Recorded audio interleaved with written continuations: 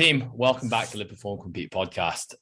Today I'm sat with Mr. Carlos Albaladejo. And what I will say very quickly is this is part two, because we attempted this podcast yesterday and we got deep. We got real deep. But then Carlos decided he had a dentist appointment halfway through the episode. So we unfortunately had to cut it short. And, based on how the conversation was going, we decided let's get on this ASAP and let's finish this podcast. So I haven't even introduced my guest just yet. So Carlos, welcome to the podcast. Yeah, thank you. Thanks for having me. Having you back. Yeah, having me back. Carlos, give us a quick rundown as to who you are and what you do. So, I'm Carlos Albaladejo. I call myself a CrossFit athlete, but I started my CrossFit journey while I was in the military. I've competed at 5 regionals, 1 in Europe, 1 in the States, and then 3 in the Asia or Pacific regionals. So now I'm here living in Korea. I'm in the reserves and I own a gym with my sister. And I do this full time now. What is this, Carlos? Competing, training, owning a business. Those are my 2 on the top of my priorities, I guess. and you're a dad, and you just had your second. Oh yeah, kid. that too. Yeah. Yeah, I'm a father of 2. I had my second just a week ago. I feel bad that I forgot to mention that. He won't be listening to this podcast for a while, I don't think. So you're all right for a while. Carlos, the reason I have you on this podcast is we've been working together now as coach and athlete for probably just over a year. Before that, I knew who you were, was always we traveled to the same regionals for many years in Australia, and then, have competed against each other, I think a couple of times in the Asian CrossFit circuit. But never really spent all that much time together just because where we live in different countries in Asia, but of course Instagram is a pretty cool way to connect with people. And then out the blue one day I received a message from you on social media, and you asked if I'd be open to exploring us potentially working together as a coach and athlete. And I still remember the day quite distinctly because I think my first response was, let's get on a call and just have a conversation about it. And when we jumped on the call, my very first question to you was, Carlos, what are you trying to achieve? Why do you want me to be your coach? What is your goal? And I think like many other high-level CrossFitters who've been in the sport for a long time and achieved things you have, the goal was, I want to get to the CrossFit Games. And my first response to that question was, awesome. Why do you want to get to the CrossFit Games? And I think for basically the next hour, that was what you spent most of that hour just trying to wrap your head around that question and trying to find an answer. And I remember that conversation, much of which was spent just in silence. Me just I could sense and feel, even though it wasn't a FaceTime conversation, it was just a voice call, just the cogs turning over in your head as you were trying to find the answer.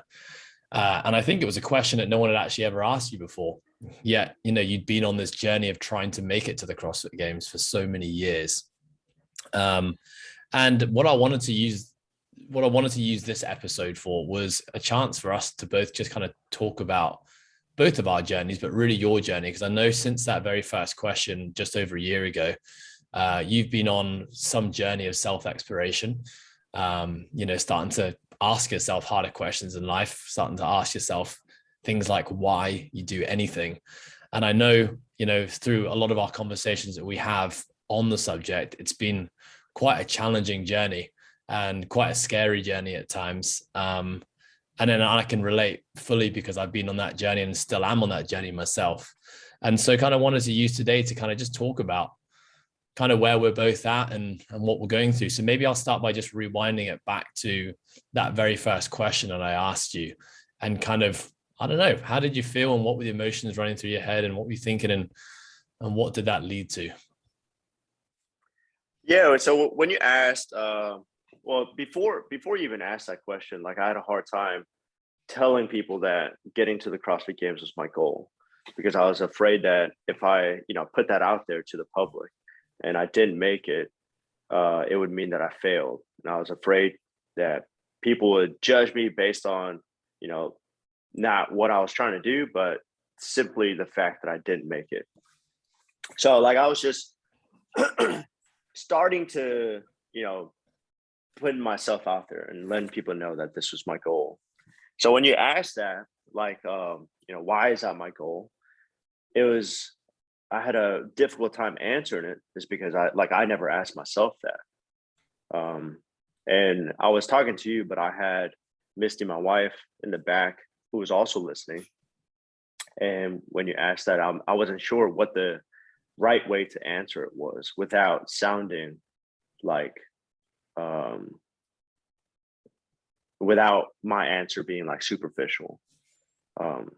I wasn't sure if I could be completely honest with why that was my goal. You know, and when you're not honest, you know, like she can see right through that.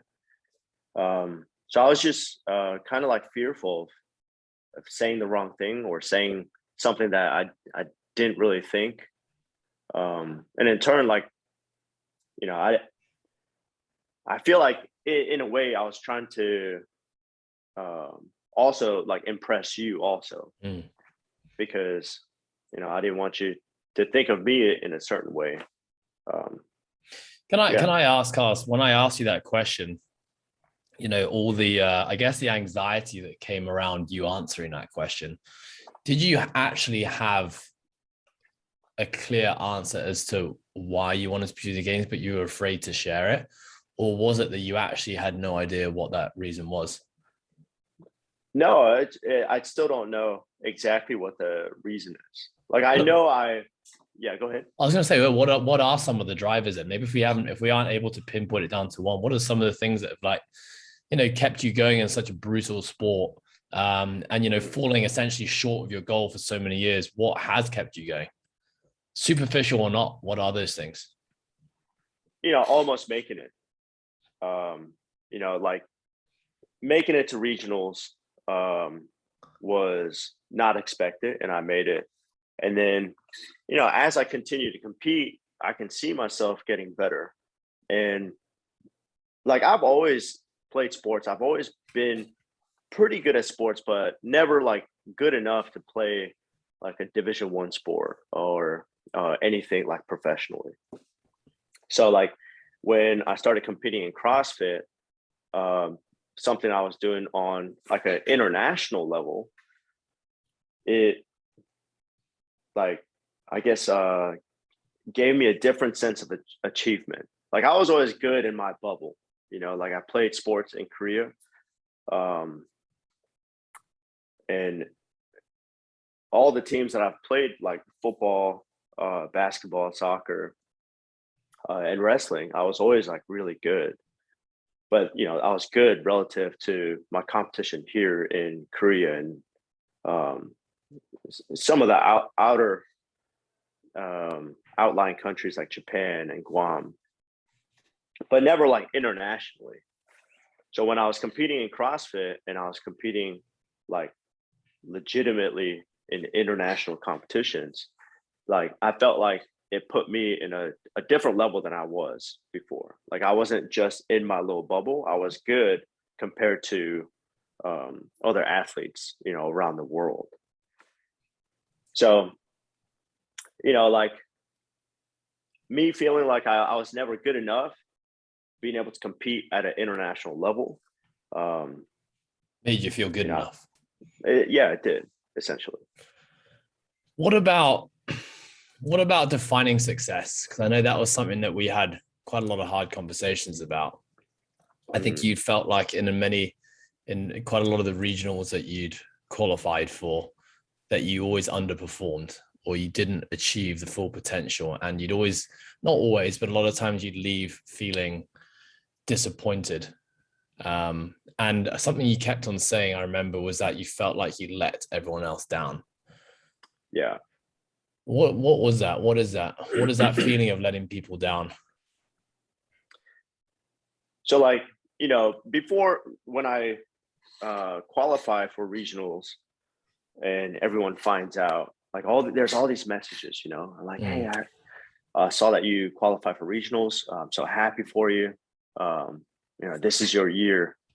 I can't wait to see you at the CrossFit Games. I'll see you in Madison or something like that. Like, I know those are just like good wishes, but a lot of those messages I take to heart. So when I compete at regionals, and if I was close, I felt like I would have been not as disappointed. But a lot of times I was never in the top 10. But at the same time, I felt like there was always something.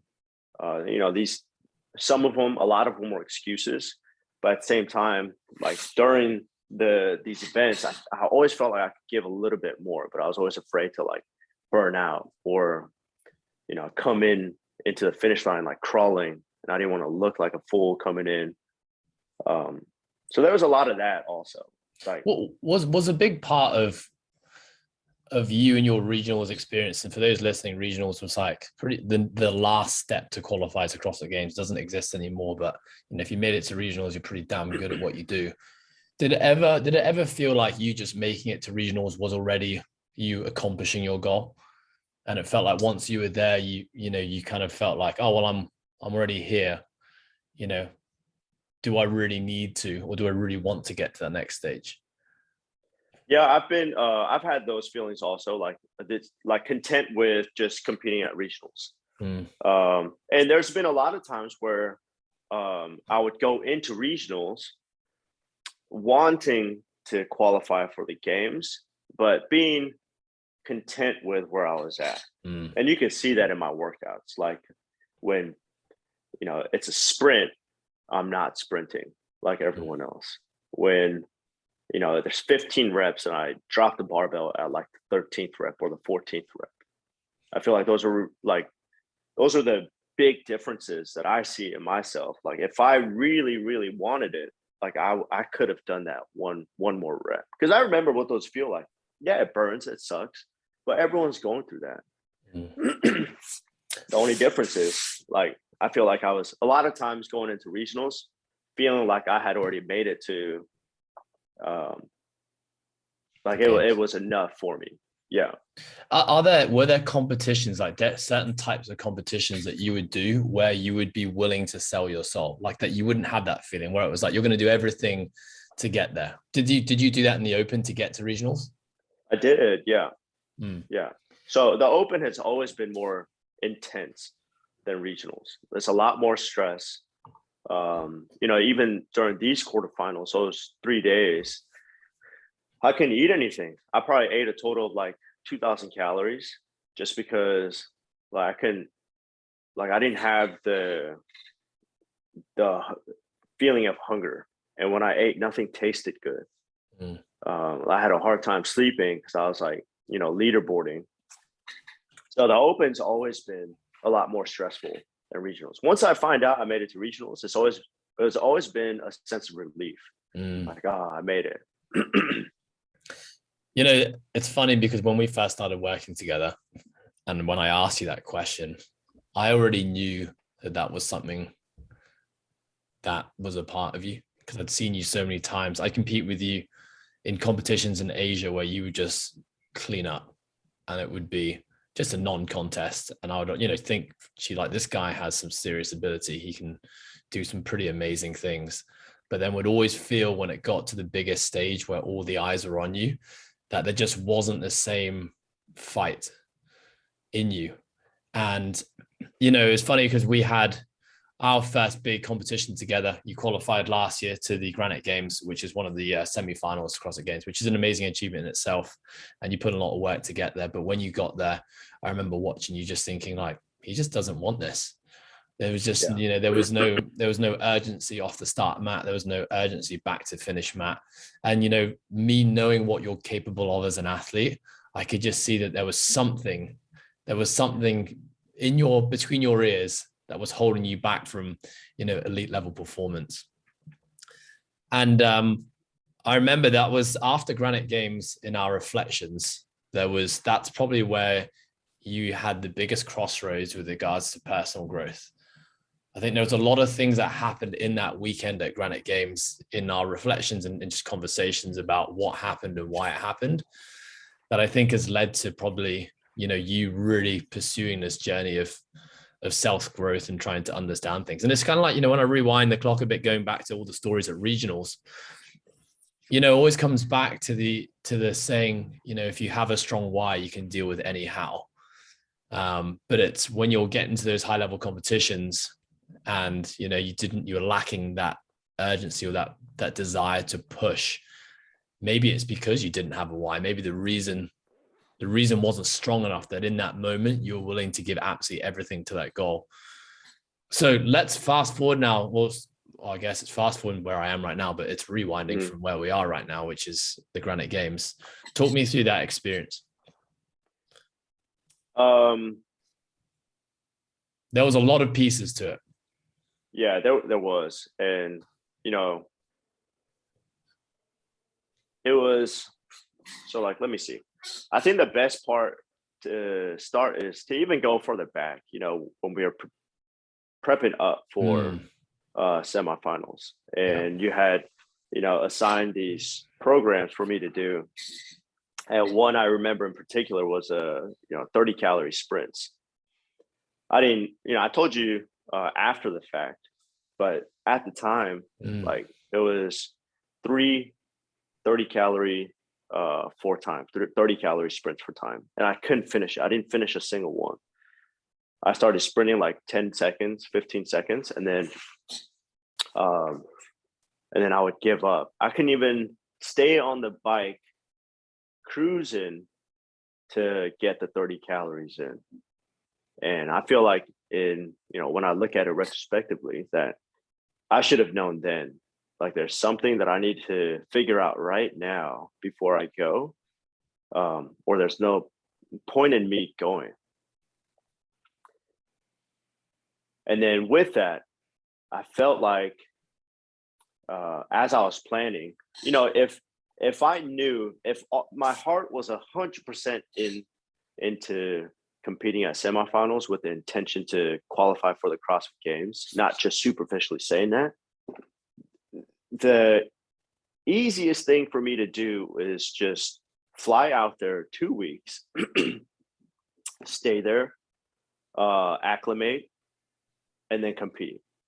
But my, travel plans also, like I was going to California and then California to Minnesota, when like I already know traveling's difficult.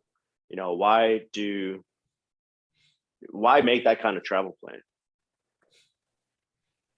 So I feel like at the time I wasn't really actively thinking about that kind of stuff, but I was looking at going to semifinals as kind of like a trip back to the States, rather than with the intention to, take care of business or like actually compete. And then when I got there to Minnesota, I mean, we had driven from Los Angeles to India for 3 hours, changed 2 houses, drove from India to San Diego for 2.5 hours, stayed at a hotel, all in a matter of 1 week, and then flew out to Minnesota, checked into another hotel, and then started acclimating. So I was exhausted. That was like 3 days before competition, wasn't it? Yeah. So we flew out, I think that Monday, and then registration was on Thursday. Yeah. Yeah, and I was exhausted, and I felt like I was kind of in trouble now because I'm exhausted. I'm not sleeping well at night. I'm not sleeping through the night. I'm trying to fix everything, all the stuff that I messed up. I'm trying to fix, in those 3 days before registration. And then, it's Thursday, we go to register for semifinals. And I'm already feeling like lower than everyone else there. I'm already comparing myself to all the competitors there.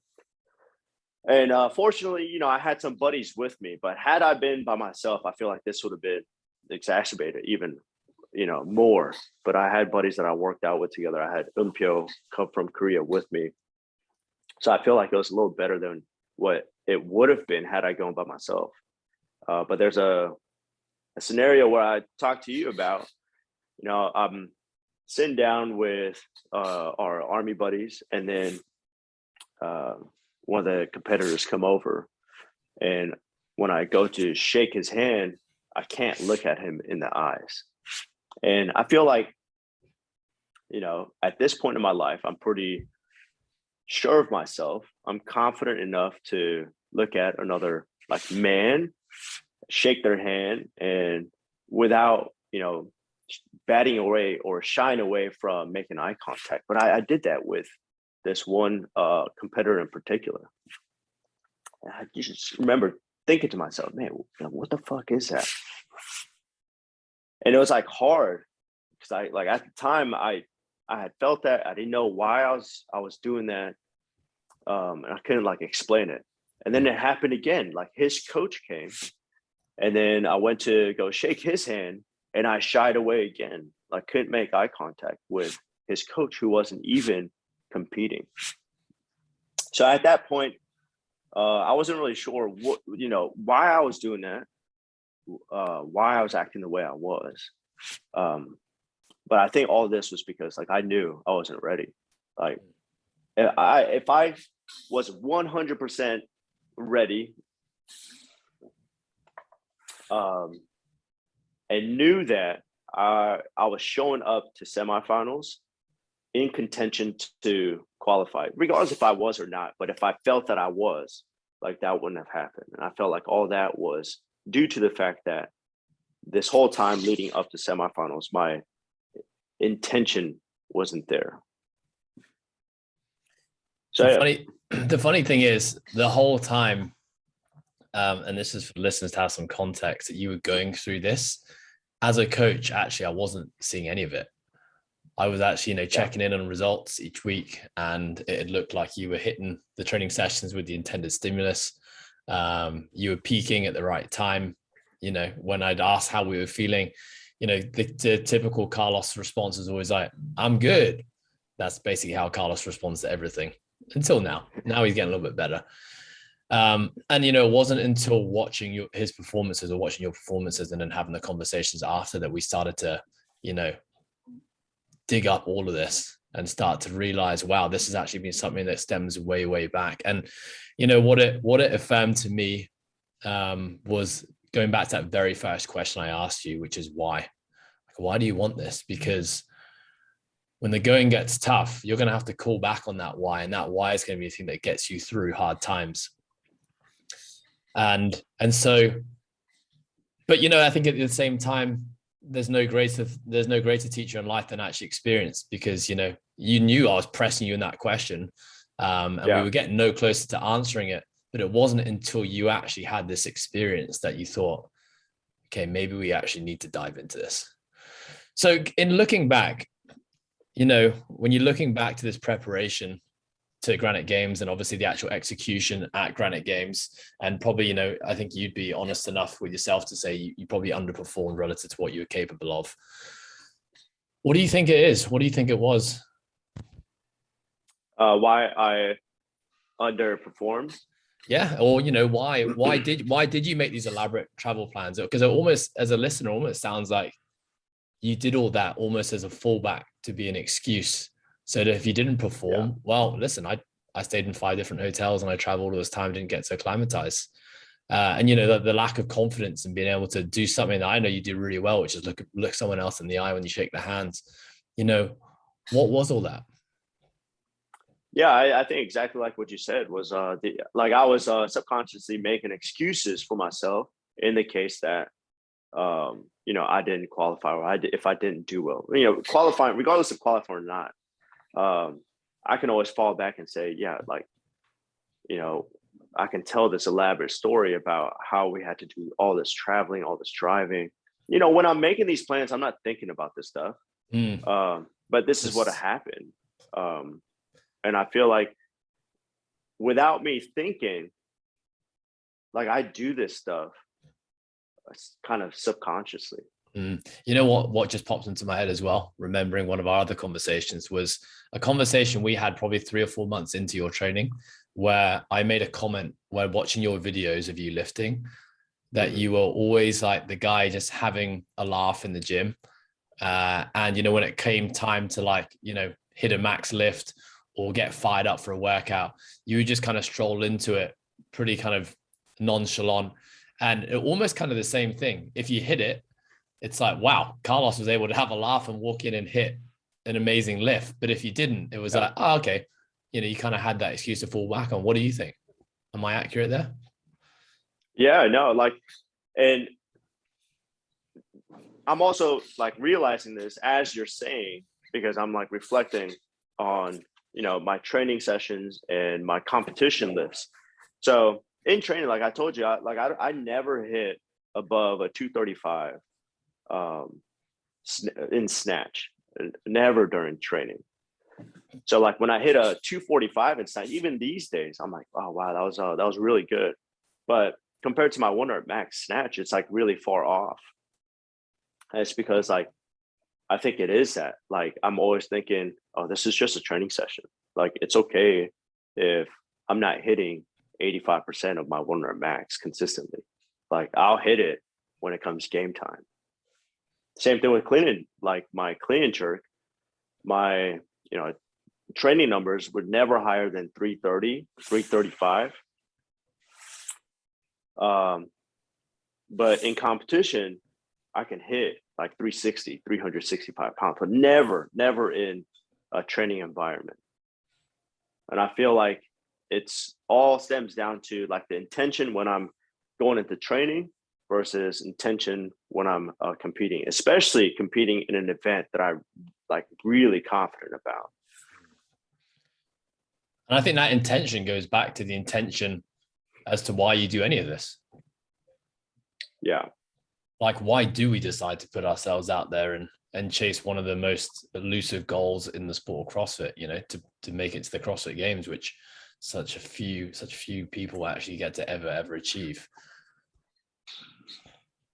Yeah, going in a little bit deeper, it's like in an ideal situation, what I want to portray is that you can compete at the highest level without sacrificing too much, without sacrificing fun.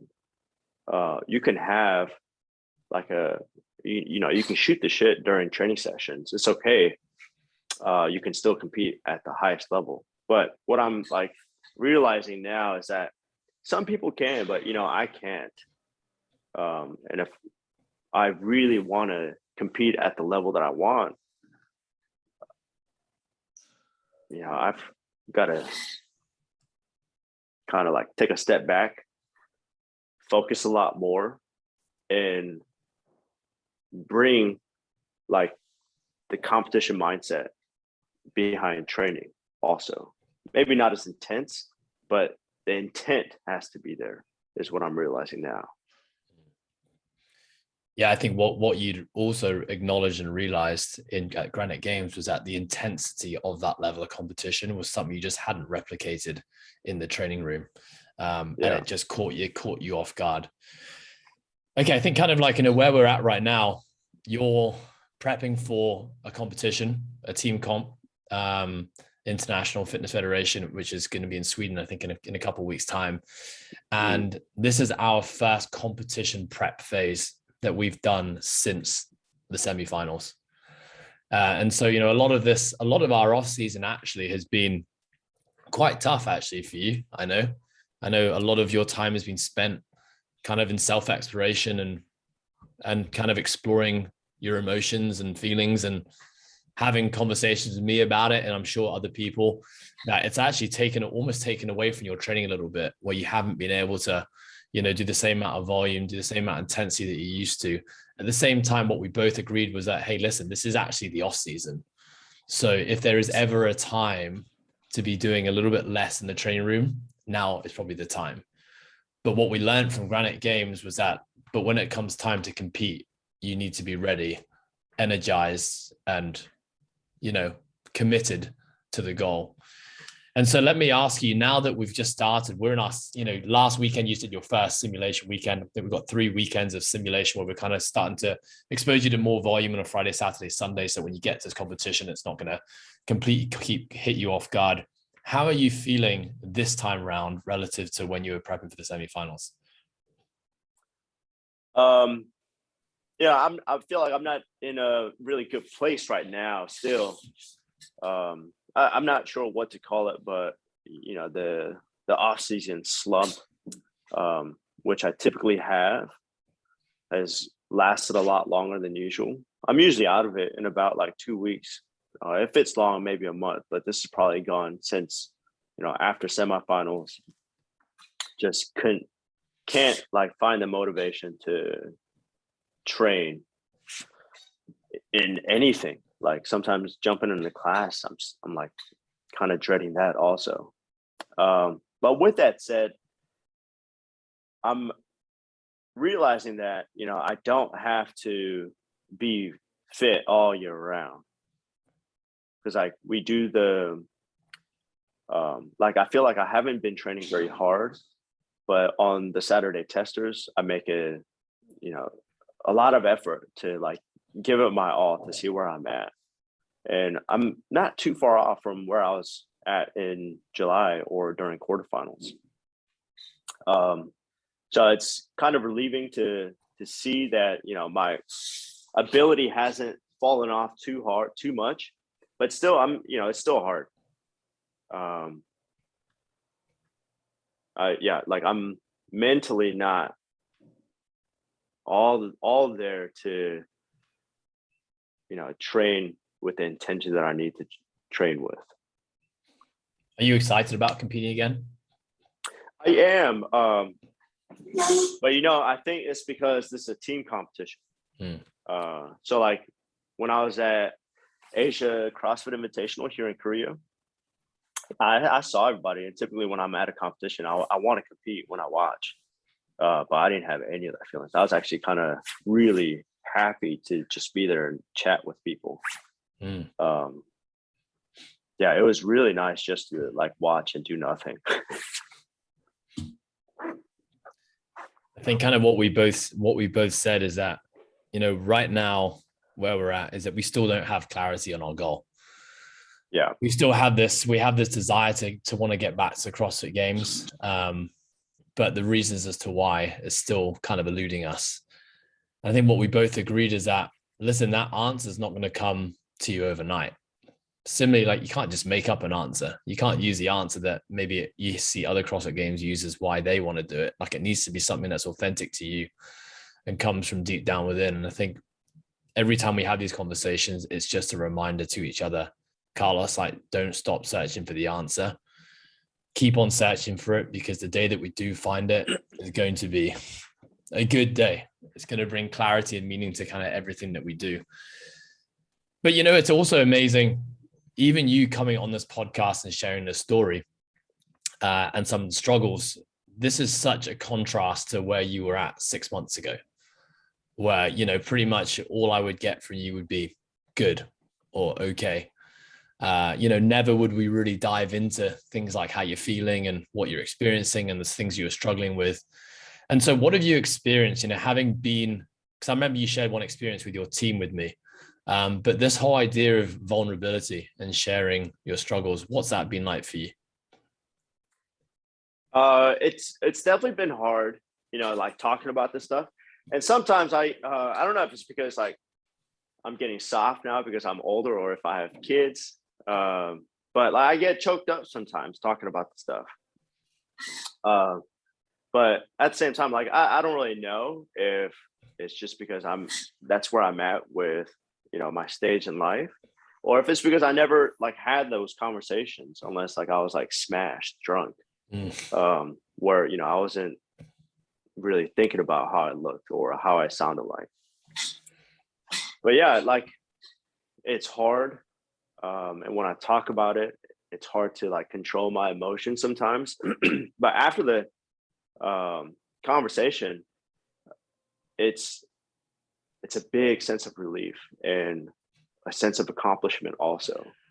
And if anything, like, being vulnerable has made me feel even more confident. And I feel like confidence is something that I think that I like have, but confidence is also something that I have, like I have issues with, I which, think, you know. yeah, I think a Mhm. lot of our conversations, if you don't mind me just jumping in here, it's been, I think in the past, you've tied a lot of your confidence to like the way you look and your athletic performances. And at the same time, you know, when you tie your confidence or self-worth to something external that sometimes you can't control, you know, that's often where we hit roadblocks in fulfillment and happiness. And I mean, just going back to things like your performances, you know, you go into these competitions feeling confident on top of the world, and then when the performance doesn't go your way, you almost feel like all your self-worth has been taken away from you. Yeah. You know, whereas if we can find confidence and fulfillment from within, not attached to things like the way we look or the performances that we're able to put on a field, that actually is almost, it's relieving, because it tells you that actually fulfillment, happiness, and confidence all comes from within, and you can actually control it all the time, regardless of what the performance is on the field or regardless of the way that your muscles look. I know, would you agree? Yeah.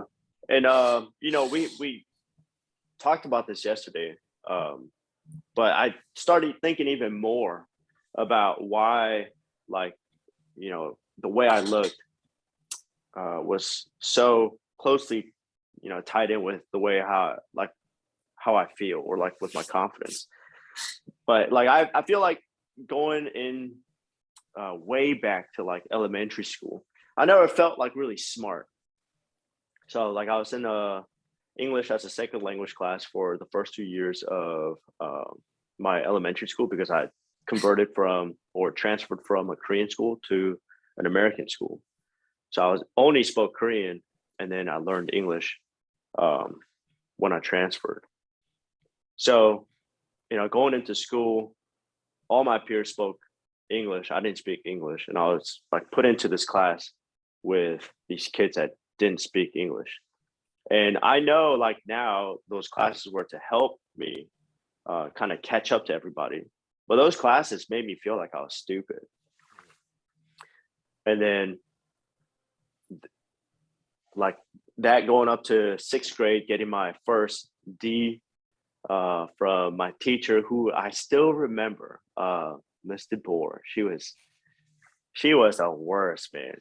And she just, I feel like, had such a deep impact on how stupid I was. So, and you know, that all carried over to middle school and high school, because I felt like I wasn't as smart as my friends. I doubled down on like sports and fitness.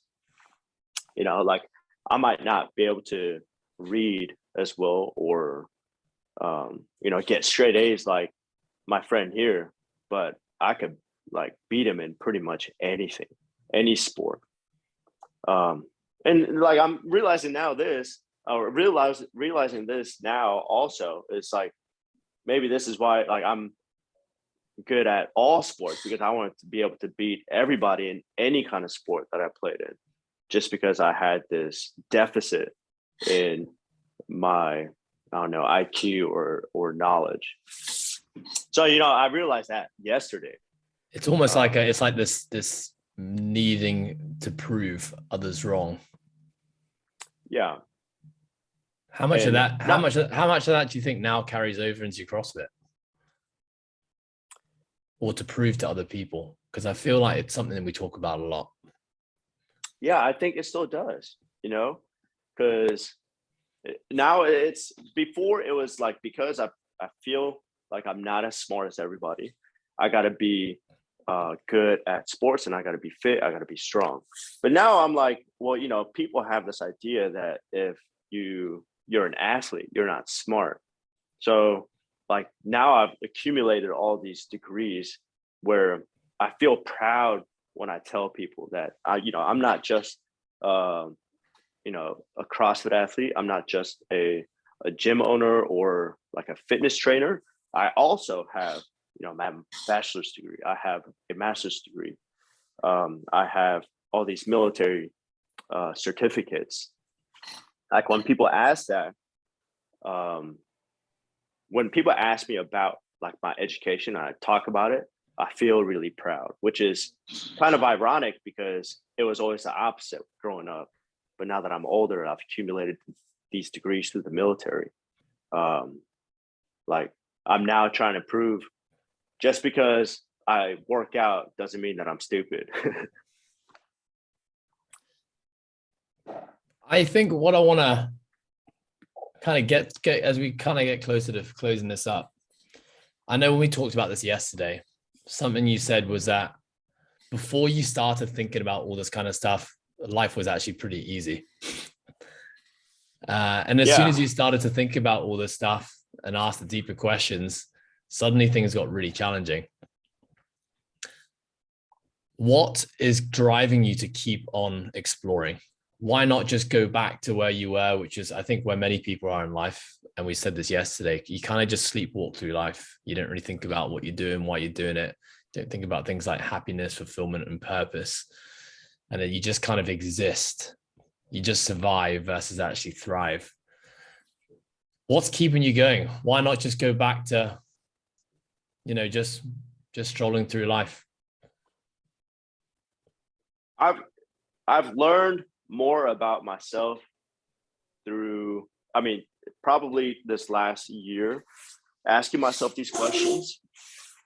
But just through like competing in CrossFit, I feel like I'm always learning these things. And I feel like I'm growing, and my sense of fulfillment is higher than ever. I'm making decisions based on what makes me happy versus what others think is success. So I'm being more sure of myself through this journey, which is why I feel like I can't stop. CrossFit Games is a goal that I have, but I feel like I would be missing out on so much of myself and in life if I don't go through this journey. The road to my goal, I feel like I don't know, I have a hard time explaining what I'm feeling. I think I know where you're going with it, which is the first time, actually, I'm smiling because it's the first time I've ever heard you say this. And I think it's actually the closest we've got to answering your question. But the process of working towards a goal is actually where all the fulfillment lies. And, that's where I think people talk about the process versus the outcome. In the past, you've always had this outcome goal of making it to the CrossFit Games. And when you haven't achieved it, you felt a sense of a loss of self-worth, probably embarrassment and shame. Whereas now you still have that goal to achieve that thing, but actually you're learning to enjoy the process of getting there, regardless as to whether or not you do make it. I don't know. How close am I? No, yeah, I think that is it. I feel more lost than ever, yeah. But I feel like I exist in myself. I don't know if that makes any sense. But I think I've always been living other people's lives or what other people think that I should live. And right now I am living the life that I want to live. Starting with, separating from the army. Army was great. I loved being in the army, but it was a safety net. It was a stable job. And the idea was, I stay in the army for 20 years, then I can start living my life because I can collect my pension. But, you know, I still have 10 years before I can retire in active duty.